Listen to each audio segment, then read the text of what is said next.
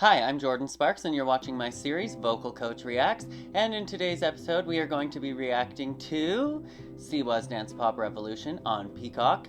And I've got a ton of notes in my little red book over here. So in today's video, I'm basically going to be doing a commentary-style breakdown of all of the remaining contestants on the show. At the point of filming this video, I have watched up to episode 6.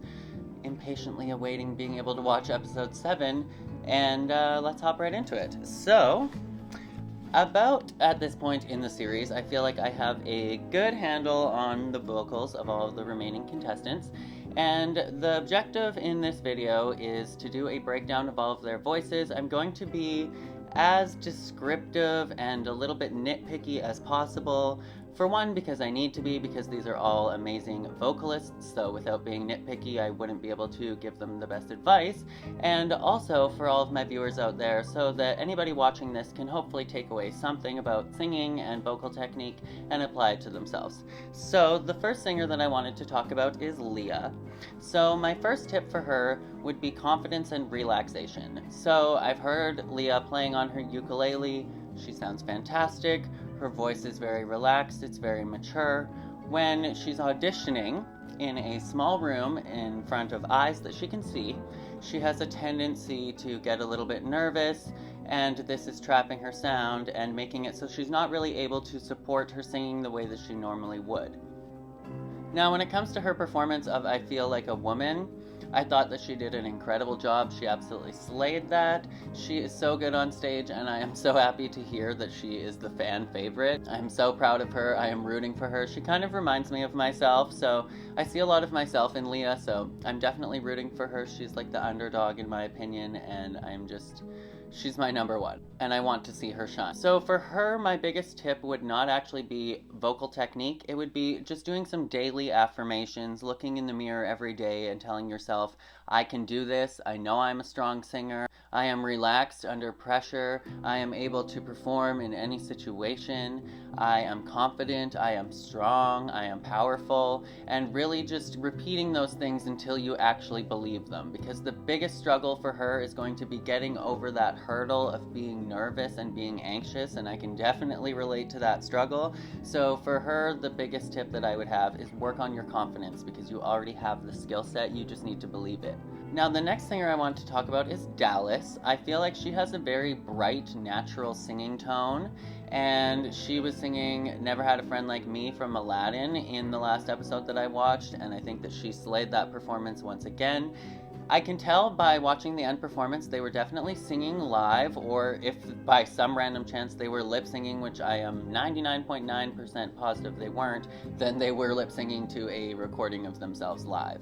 Now, the reason I say that is because I could hear all of the breaths, everything sounded live. There was a little bit of auto-tune or pitch correction on their sound, and maybe a little bit of production just while they're singing live, just to make the sound sparkle a little bit, but it was definitely live in my opinion. Now, when it comes to Dallas, I think that she has an incredible range, she has an incredible natural talent and ability, and I feel like her biggest thing is really getting grounded and believing that she can hit those high notes and getting out of her head. Now, for Dallas, she had some really high notes in the end of Never Had a Friend Like Me, and she was getting a little bit what I call machine gun vibrato. It's where the vibrato ends up really, really staccato sounding, kind of machine gun, kind of like a sound, like maybe a lamb you could compare it to. And the reason for that is because the larynx is getting high and we're introducing too much tension. Now, I found it interesting that the vocal coach, Luke, said to her to think of this note as really, really big and really, really heavy, so we have to pick it up and carry it up.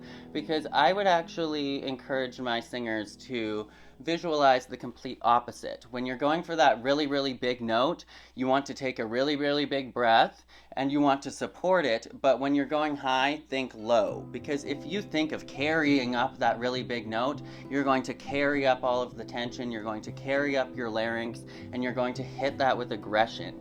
And the way that your vocal tract works, the higher that you go up, the more support you want throughout the body, and the less aggression you want while hitting the vocal folds. He also mentioned something about it being a really big note so that it needs a lot of air. And I also would like to disagree with that kind of imagery as well. You need a lot of air in your body to support that note.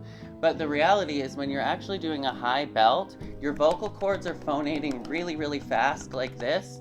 And if you think of a balloon, when you're squeezing a balloon to try and let out the air and it makes that squeaky sound, when it makes the highest pitch sound, it's actually letting out the least amount of air. And the same thing applies for your vocal tract and your vocal cords.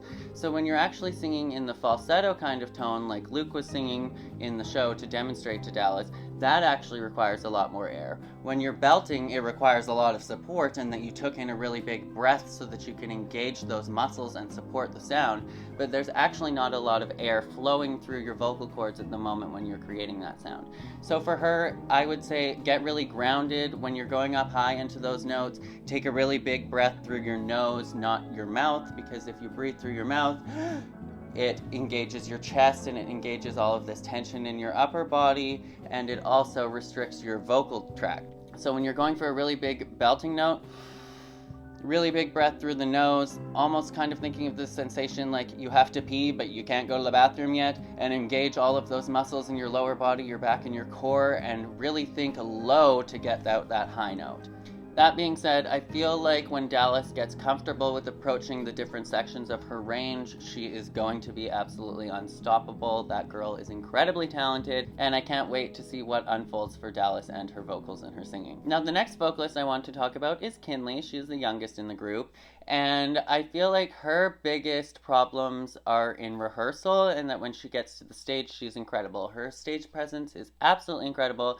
She sang I Want Candy. I believe this is originally an Aaron Carter song, and she absolutely slayed it on stage. That was like opening night. She could open for JoJo with that performance. Absolutely perfect. So when it comes to Kinley for her vocals, I think that the biggest problem is, like I said, in rehearsal. Now, you may have heard the phrase practice makes perfect, and I would like to say forget about that phrase and introduce the phrase perfect practice makes perfect. Now, whether we're dancing, whether we're singing, everything that we do is muscle memory. So what we do in rehearsal, we are reaffirming that in our body so that we are able to do the exact same thing on stage, so that we are able to recreate in our muscle memory what we were doing in rehearsal while we were able to be calm, while all the nerves are going and all of the adrenaline is pumping and we are out on stage in front of a live audience. We are super excited and we're trying to stay calm and keep everything contained. Now, that being said, why I think that the problem arises in rehearsal is because Kinley is an incredible dancer. Now, in terms of being such a young, small little girl, she is a very aggressive, very hard-hitting, very powerful dancer. And to me, that signals that she is going into hyper-focus when she is learning her choreography. Now, watching her on the show when she's rehearsing her vocals, she is rehearsing the vocals and learning the song with really hard-hitting, aggressive choreography and all of the steps. So to me, watching that, she is affirming and reaffirming the wrong words with really strong physical actions. So for her, I would say work on all of the vocals, absolutely no technique, no choreography. We're keeping all of the dance completely separate.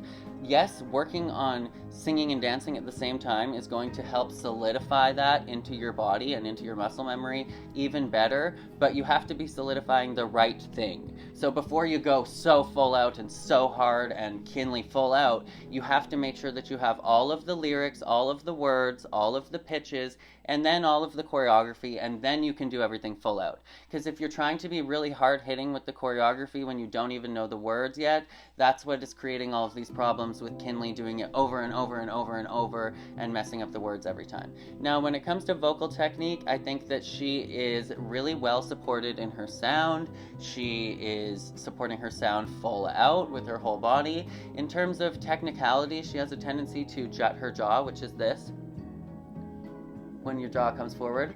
Now, when your jaw comes forward, that introduces some extra tension into the vocal tract, and for Kinley, I'm seeing, or hearing rather, that her voice is placed slightly low, not to the point that it's introducing excess tension and becoming flat, but if her voice was allowed a little more freedom, it would resonate up through her pharynx and into her mask, which would create an even brighter, rounder, more sonically appealing tone to listen to.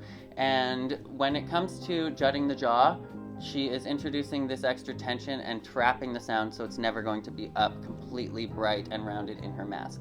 So for her, I would say work on relaxing that jaw and keeping it back, not forcing it back, but just keeping it relaxed.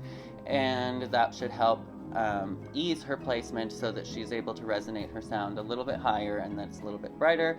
But yeah, by the time she comes to her actual performance, she's got the words, she's incredible. Great job. I was so impressed. Now, the next singer I want to talk about is Tiny T. I thought that she was incredible as well in her performance. Absolutely amazing stage performance. Whether it is in this group or alone, that girl is going to shine. She definitely, if she keeps it up, she's going to have a career as a musician, no doubt, or as some kind of pop star, rapper, anything. The world is that kid's oyster. That being said, overall, her support of her sound is good. Overall, I would say that she needs to slow down and relax. She was a tiny bit rushed in her performance, and she's a tiny bit rushed when she's auditioning. So that's just a matter of relaxing and not letting the nerves get to you in terms of speeding up the tempo. And she needs to be on top of the pitch. So again, that's probably just the vocal attacked, and she needs to really ground her sound low and maybe not think of being so aggressive with the sound, but being able to release the sound and still have the same kind of style and tone that she's been using. So if she's just a little bit less aggressive on the vocal tract, she's going to be right on top of those pitches, and that'll be perfect. Now for Tiny T, I know that she has a much bigger sound. I can hear it, but I haven't got to hear it yet. So I would love to hear Tiny T be challenged to some high belting and some big powerful notes, because I can definitely hear that in her voice. We got to hear a little bit of that in some of the earlier episodes, but I know that she could literally give Brooklyn a run for her money once she gets into her belting, and I would love to hear some more of that from Tiny T. Now for her, she has so much character and texture in her voice. I would just love for her to experiment with that and really dive deep into that and find out what kind of textures and what kind of unique sounds that she can create for her own voice that she can play around with in her performances. But overall, absolutely great job, Tiny T. You slayed the game. Now next I wanted to talk about Brooklyn. She is also super talented. I don't know if she has like an insane amount of vocal training, whether she has a lot of vocal training or it's just natural talent and skill. She has a great understanding of her sound, great understanding of placement, and being able to round out her sound and create a nice full tone regardless of where she is in her voice. Now for Brooklyn, a little bit similar to Tiny T is that you need to just relax a little bit. Not that it's really interfering with her performance much at all, but it's just in the high belting sections when she gets a little bit excited and the adrenaline's starting to get pumping that the larynx raises up a little bit. There's a little bit of excess tension and squeeze into the sound, but she's still able to keep on top of the pitch, and those are when she's singing impressively high notes still in her chest voice. So overall, I think that Brooklyn is a phenomenal vocalist. She could carry this group as a vocalist, in my opinion. She's absolutely incredible. Again, the world is her oyster as a vocalist. I think that she has a great understanding of her chest voice and just making sure to relax when she goes up into the high belt. Again, she's already singing in a crazy range for a little kid like that, so great job to her. But again, just thinking low to go high, staying nice and relaxed, and again, perfect practice makes perfect. Practicing those nice high belts while you're relaxed in rehearsal a million times is going to allow you to go out on stage and tackle it even when the adrenaline is pumping and there might be some nerves or some stage fright or anything like that. But her performance, Jackson 5, literally could have been an opening night performance as well. Absolutely flawless. She is so talented. Loving the runs. Killing it, girl. 2 thumbs up for me. And lastly, I wanted to talk about Kaeya. So Kaeya is an official member of the group, and at this point, Brooklyn is actually an official member of the group as well. I'm not sure what happened in episode 7, but I am dying to hear. Now, in this last episode, we didn't really get to hear Kaeya sing, which I feel like is unfortunate considering she is a member of the group now, and considering they brought in all of these professionals, they brought in Meghan Trainor, they brought in music executives, agents, all sorts of things, and Kaeya didn't get to showcase what she can do, and in my opinion, that's not the smartest thing. Like, you're forming a girl group, and you've already picked Kaeya to be in it, and she has this opportunity to perform in front of all of these people, and they didn't really take up that opportunity. And I get it from one point, because it's like they're trying to protect her now that she's in the group. They don't want to show bad parts of her audition or show any of her weaknesses, because they really want to build her up and create that nice, clean package that is XOMG Pop, which they're probably going to do the same thing with Brooklyn going forward. They will feature her in all of her best styles and everything that she does best, but they probably won't show her weaknesses or anything like that.